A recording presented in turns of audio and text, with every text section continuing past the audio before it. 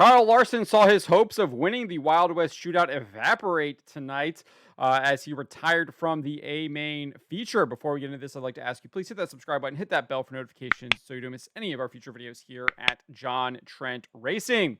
As you can see here were the current point standings going into tonight's races at the Wild West Shootout down there at Vado Motorsports Park in New Mexico. You can see Kyle Larson was in 5th, and he was 21 points behind current leader Bobby Pierce. But it looks like his chances of winning the Wild West Shootout are all but over as he exited the race with about 25 laps to go in the A main feature.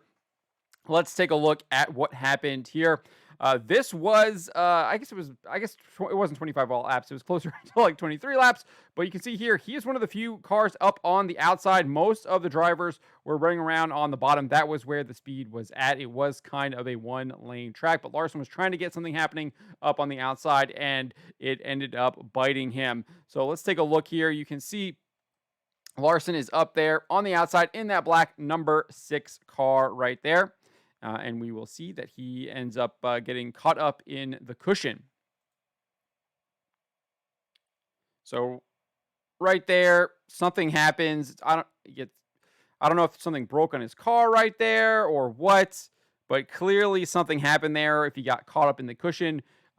Really not sure what exactly happened, but just a couple laps later, he would be entering in. You can see the car is sitting way low in the rear end there. Something was going on. He would bring it down into the hot pit and retire for the night. Let's listen in and see what they have to say here.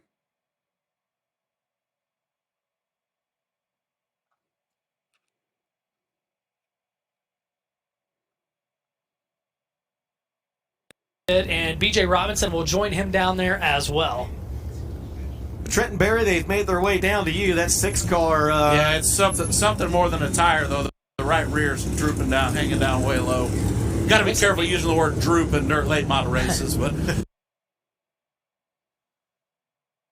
the car's not sitting correct on the right front there.